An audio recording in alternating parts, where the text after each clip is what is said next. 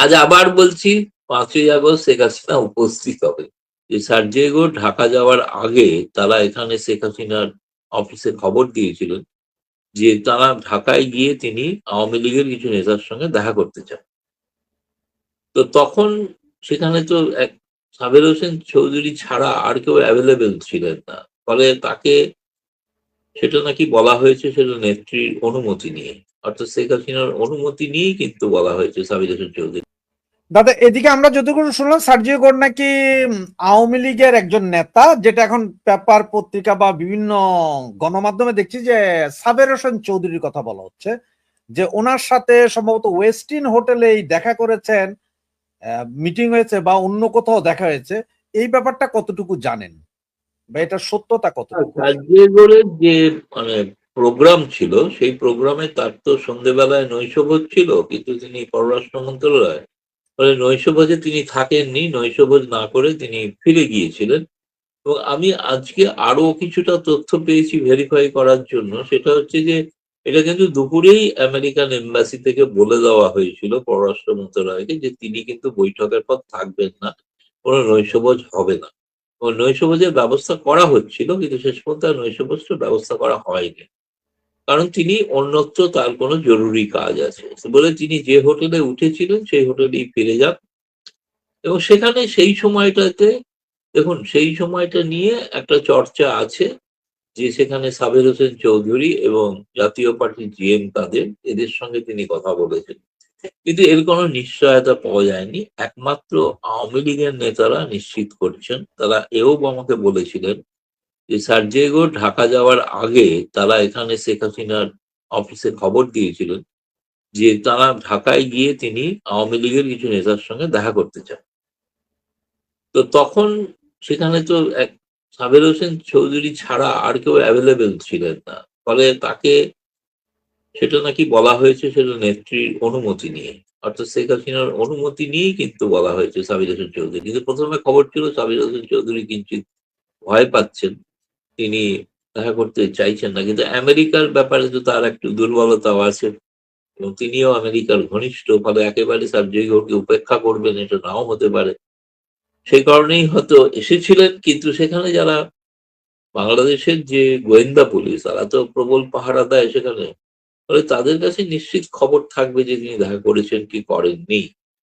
এবং সেক্ষেত্রে বাংলাদেশ সরকার অফিসিয়ালি খবরটাকে খণ্ডনও করতে পারে যে না, এটা বাজে কথা বলা হচ্ছে, এরকম নয়। ফলে আমি নিজে থেকে কিন্তু ১০০ ভাগ আমি আওয়ামী লীগ থেকে নিশ্চিত হয়েছি। আওয়ামী লীগের শীর্ষ নেতা বলেছেন, শীর্ষ স্তরে মানে ওয়ার্কিং কমিটির মেম্বারদের মধ্যেই কেউ আমাকে বলেছেন যে হ্যাঁ দেখা হয়েছে, কিন্তু আচ্ছা আচ্ছা। আওয়ামী লীগ সূত্রে। কিন্তু এটা আমি অন্য সূত্রে সাবির হোসেন চৌধুরী বা জিএম কাদের আমি শুনেছি তার ফোন সুইচ অফ রয়েছে, ফলে তাকে পাওয়া যায়নি। তাহলে আমি জানি না, তার সঙ্গে কথা বললেই জানা যেতে পারে। আর বাংলাদেশ সরকার এই বিষয়টা বলতে পারে যে সত্যি দেখা হয়েছিল কি হয়নি। কিন্তু যেটা গুরুত্বপূর্ণ ঘটনা, যেটাতে বাংলাদেশের গণমাধ্যম গুরুত্ব দিচ্ছে না, জুলাই বিপ্লবের যারা নায়ক তাদের কারুর সঙ্গে সার্জিও ঘোষ দেখা করে না। ইউনূস, না জামায়াতের আমির, না এনসিপি, তাদের কারুর সঙ্গে তিনি দেখা করেন। তিনি দেখা করলেন ভারতের হাই কমিশনার আর জল্পনা তিনি প্রধানমন্ত্রীর সঙ্গে দেখা করেছেন, কিন্তু বিএনপির কোনো নেতৃবৃন্দের সঙ্গে দেখা করেননি। এবং তিনি পররাষ্ট্র সরকারি পর্যায়ে বৈঠক করেছেন, কিন্তু রাজনৈতিক স্তরের বৈঠক, থিঙ্ক ট্যাঙ্ক যেগুলো সব রটানো আগে বলা ছিল, কিসের সব বিশেষ কিছু সম্পাদকদের সঙ্গে তার বৈঠক, হুম হুম। এগুলো কোনোটাই ঘটেনি। ফলে জুলাই বিপ্লবের নায়কদের কি আমেরিকা উপেক্ষা করছে? জানি না, প্রশ্নটা করলাম। তবে এদিকে আমাদের কাছে যে খবরটা আছে সেটা হচ্ছে 2 ঘন্টা বৈঠক ছিল আপনার ইয়ের সাথে, পররাষ্ট্রমন্ত্রীর সাথে। 20 থেকে 25 মিনিট নাকি বৈঠক ছিল তারেক রহমানের সাথে, আমাদের প্রধানমন্ত্রীর সাথে। কিন্তু 55 মিনিট বৈঠক ছিল দীনেশ ত্রিবেদীর সাথে। ব্যাপারটা কেমন হয়ে গেল না? ব্যাপারটা হচ্ছে এই যে যেটা আমি শুনেছি সেটা হচ্ছে যে তিনি সন্ধ্যেবেলায় হোটেলে এমন কোনো ফিডব্যাক পেয়েছিলেন সার্জিও, যেটা তিনি ভেরিফাই করতে চেয়েছিলেন। কিন্তু তিনি জানেন তো সরকারি যে দল, তার সঙ্গে কথা বললে সেটা ভেরিফাই করা যাবে না। সেই জন্য তিনি দীনেশ ত্রিবেদী, যিনি হাই কমিশনার, যিনি তার পুরনো বন্ধু, তার সঙ্গে দেখা করে তিনি জানতে চেয়েছিলেন বাংলাদেশের গ্রাউন্ড রিয়েলিটিটা কি। সেই গ্রাউন্ড রিয়েলিটিটা সম্পর্কে তিনি দীনেশ ত্রিবেদী তাকে হয়তো ব্যাখ্যা করেছেন, বলেছেন। এটুকুই মানে আমি মোটামুটি যতটুকু আভাস ইঙ্গিতে বুঝেছি আর কি। আমাদের পররাষ্ট্রমন্ত্রীর সাথে যে কথা মিটিংটা হয়েছে 2 ঘন্টা, এরপরে যেন সাংবাদিকরা প্রায় 10টা প্রশ্ন করেছেন পররাষ্ট্রমন্ত্রীকে বিভিন্ন বিষয়ে, যে আওয়ামী লীগ বিষয়ে কথা হয়েছে না, এই ভারত বিষয়ে কথা, উনি সব জায়গায় বলছেন না না না। তাহলে এই 2 ঘন্টা ওনারা কি করেছেন? ওখানে কি প্রেমালাপ হয়েছে, বা একজন আরেকজনকে ফুল দিয়েছে আই লাভ ইউ, এরকম কিছু হয়েছে নাকি? না, কতগুলো আমেরিকার তো ব্যবসায়িক সম্পর্ক থাকে। আমেরিকা তো বলেছে তারা বিজনেস টিম পাঠাবেন এখানে, ব্যবসা তারা করতে চান। রিপাবলিকান আমেরিকানরা তারা ব্যবসা নিয়ে বেশি আগ্রহী। ফলে ব্যবসায়িক বিষয় নিয়ে কথাবার্তা হয়েছে। আর একটা হয়েছে আলোচনা, যেটা আমার মনে হয়, আমি যেটা শুনেছি, বৈঠকের পরেই পররাষ্ট্রমন্ত্রী এবং উপদেষ্টা দুজনেই প্রধানমন্ত্রীর কাছে প্রায় দৌড়ে গিয়েছিলেন। কারণ আমেরিকা একটা প্রস্তাব দিয়েছে যে প্যাক্সিবিকা নামে যে আর্টিফিশিয়াল ইন্টেলিজেন্স এবং যে গোয়েন্দাগিরির একটা ইন্টারন্যাশনাল অ্যালায়েন্স তারা তৈরি করেছেন, যেটাতে ভারতও আছে, মূলত চীন বিরোধী। সেটাতে তারা চান যে বাংলাদেশ তাতে সামিল হোক। কারণ বাংলাদেশ চীনের এরকম একটা নেটওয়ার্ক, তার মধ্যে নীতিগত সম্মতি তারা দিয়ে বসেছেন যে তারা তার শরিক হবেন। এবং গতকাল রাতে বাংলাদেশের পররাষ্ট্র মন্ত্রণালয় থেকে কিন্তু একটা ছোট আকারের একটা বিজ্ঞপ্তিও জারি হয়েছিল যে চীনের ওই প্রস্তাবটাকে তারা গ্রহণ করছে। কিন্তু আমেরিকা যে প্রস্তাব দিয়েছিল যে প্যাক্সিলিকা, সেটাতে কিন্তু কোনো তারা এখনো সম্মতি দেননি। ফলে এই বিষয়টা নিয়ে আমেরিকা, ভারত যেখানে একজোটে সামিল, এবং আমি তো বরাবরই বলছি যে আমেরিকা ভারত ইদানিংকালে বাংলাদেশের বহু বিষয়ে তারা সহমত।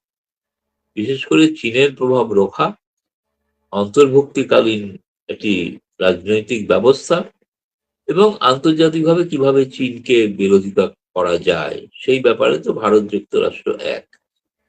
ফলে সেই বিষয়ে কিন্তু বৈঠকগুলি খুব সফল হয়নি বলেই আমি বলতে পারি। সার্জিগোরের সঙ্গে বাংলাদেশ সরকারের বৈঠক, তারা যতই সবাই দেখা হলে সেটা সবসময় বলে চমৎকার বৈঠক হয়েছে, দারুণ বৈঠক হয়েছে, অসাধারণ কথা হয়েছে, খুব ভালো হয়েছে। যুক্তরাষ্ট্র বাংলাদেশ নিবিড় হয়ে গেছে, এত নিবিড় হয়েছে যে ডিনার খেতে ভুলে গেছে, এতটাই নিবিড় হয়েছে। সুতরাং এগুলো তো কূটনীতির একটা অঙ্গ না? কূটনীতিতে এই বডি ল্যাঙ্গুয়েজ এগুলো দেখে বোঝা যায় আপনি ডিনার খেলেন কি খেলেন না, দাওয়াত গ্রহণ করলেন না, তার মানে কি? আপনি আমাকে দাওয়াত দিলেন, আর আমি বললাম না রাশেদ ভাই, আমি আজকে খেতে পারবো না, আমি চললাম, অন্য জায়গায় ব্যস্ত আছি। এটা কি আপনাকে অপমান করা নয়? তাই তো আমি সাধারণ বুদ্ধিতে তাই বুঝি। বাংলাদেশের এখন তারেক রহমানদের সৌজন্যবোধটা কি আমি জানি না, তার ব্যাখ্যা কি? তারা বলছেন সার্জিও আওয়ামী লীগ কোনো ব্যাপারই না, নন এন্টিটি, কোনো গুরুত্বই নেই। তো গুরুত্ব নেই তো তাকে বাংলাদেশে ঢুকতে দেন, তার আলোচনা, তার তো গুরুত্বই নেই।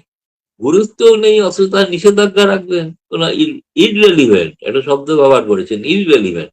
কিন্তু আমি দেখলাম সার্জেই গৌড়ের সফরে জুলাই বিপ্লবের নায়ক নায়িকেরা ইররেলিভেন্ট হয়ে গেল,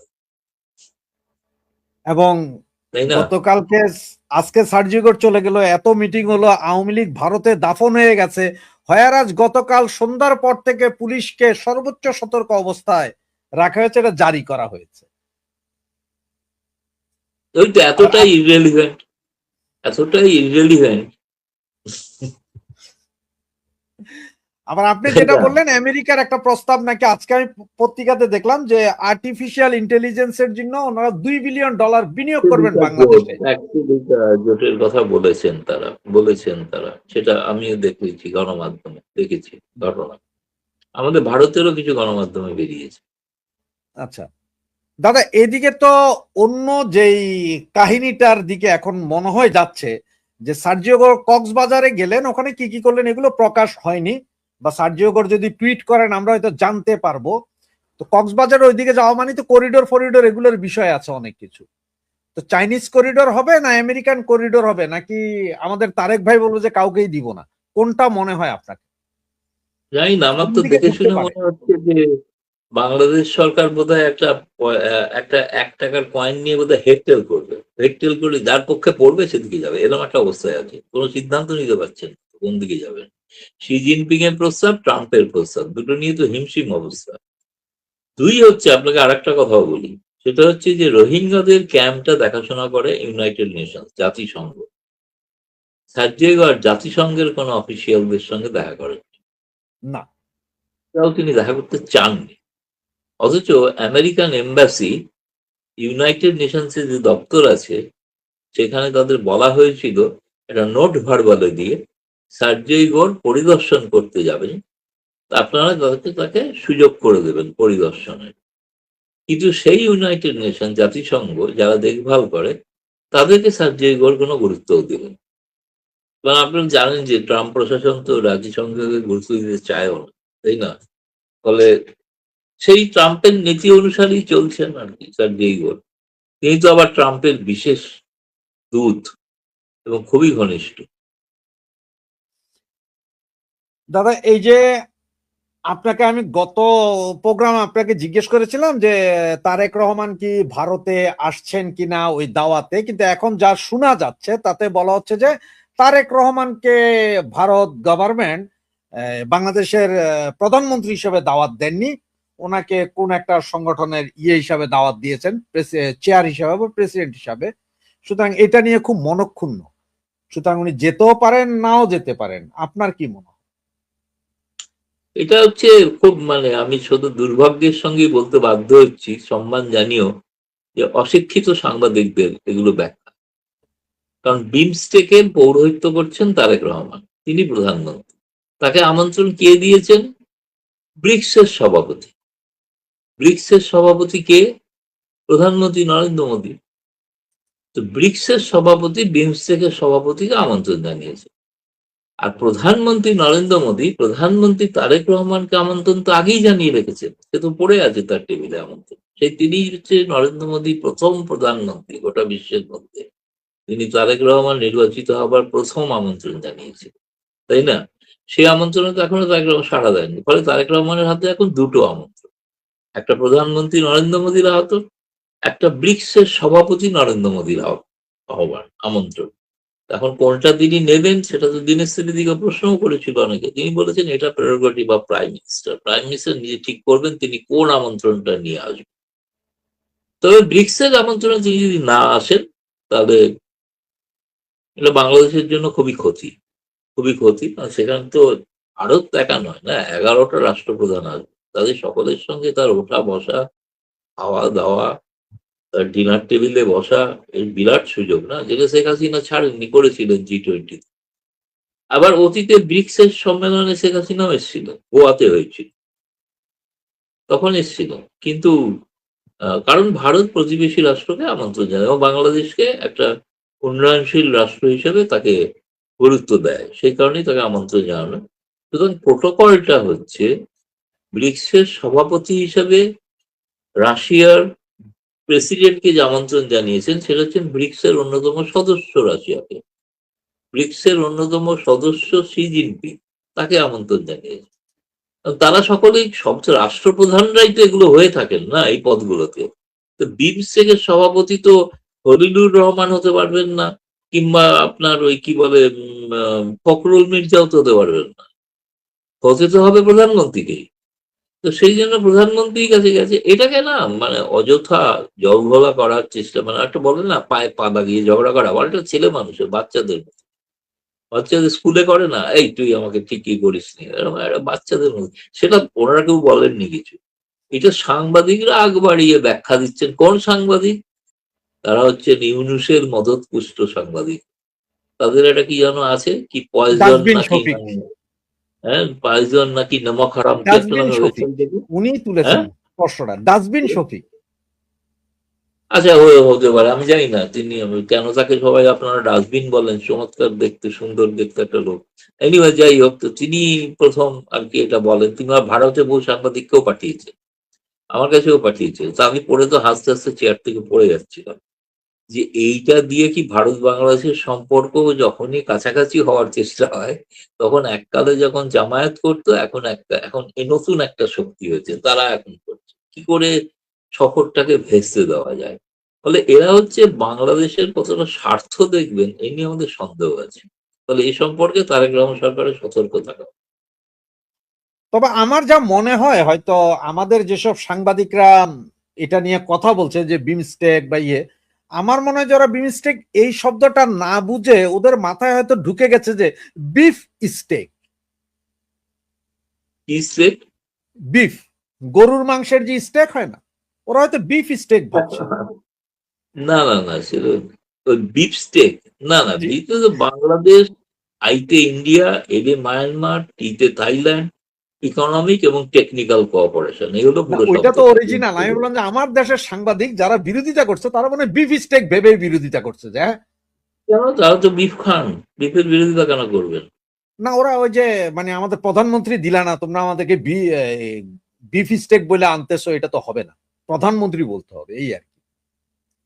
তো দাদা আপনাকে সর্বশেষ যে, প্রধানমন্ত্রী, আমি তো এখনো জানি না প্রধানমন্ত্রী ছাড়া আর কেউ বিমস্টেকের সভাপতি হতে পারেন কিনা। দাদা আপনাকে সর্বশেষ যে প্রশ্নটা, এখন এই যে বাংলাদেশের বর্তমান যে পরিস্থিতি, তাতে প্রতিনিয়ত আওয়ামী লীগের মিছিলের প্যারামিটার খুব বাড়ছে, বড় বড় হচ্ছে মিছিল। 5 তারিখে নেত্রী আবার আসছে, উনি বলবেন 5 তারিখে কথা বলবেন উনি, এটা বিশাল সম্মেলনের মতোই এটা বলা যায়। রাজনৈতিক প্যারামিটারে কি বুঝছেন? সার্জিও গোর ঘুরে গেল, তার আগে আরেকজন ঘুরে গিয়েছিল, এখন মানে আরো 2-3 জন আসছে। প্রেশারটা কোন দিকে আছে তারেকের উপরে? প্রেশার তো আছেই, প্রেশার তো আছেই, প্রেশার আছে ওই যে চীন নিয়ে প্রেশার, আর ইনক্লুসিভ সোসাইটি সেটা চান। আর ফলে ওই, দেখুন, আপনাকে যদি সত্যিকারের কোনো ডিপ্লোম্যাটিক অ্যানালিসিস করতে হয়, তাহলে বলতে হবে যে এটা তো উনি তো গেছেন জুলাই মাসে, তাই না? জি, সার্জিও বল আজকে ফিরেছেন মানে আগস্ট মাসে 1 তারিখ, জি। 2 তারিখ হয়ে গেছে, আজকে রবিবার 2 তারিখ। তো জুলাই মাসে গিয়ে জুলাই বিপ্লবের নায়কদের তিনি উপেক্ষা করলেন, দেখা করলেন না, এটাই তো সব থেকে বড় খবর। সুতরাং এটাই তো চাপ। মনে হয় তারেক রহমান সরকার ঠিক আমেরিকার স্বার্থ সম্পূর্ণ দেখছেন না, সে কারণে তারা একটু বিব্রত। স্বার্থ না দেখে ভারতের কি তো টিকে থাকা দেখছেন যাবে? না, ভারতের দেখা কোনো কথাই নয়, কিন্তু তবুও আমেরিকার স্বার্থ কতটা দেখছেন সন্দেহ আছে। আমেরিকার স্বার্থ কি না দেখে কি করছেন টিকে জানি না, থাকতে একটু পারবে? বিভ্রান্তির মধ্যে আছেন। কি করছেন বুঝতে পারছি না, আমি সত্যি বুঝতে পারছি না। মানে যদি বলেন, এর কোনো ব্যাখ্যা পাওয়া দুষ্কর। ধন্যবাদ দাদা আপনাকে, আপনি কষ্ট করে আমাদেরকে সময় দিয়েছেন। সুপ্রিয় দর্শক শ্রোতা বন্ধুরা, এতক্ষণ দাদার সাথে ছিলেন, দাদাকে ছেড়ে দেবো কারণ আমার পরে হয়তো আরো লাইন আছে দাদার।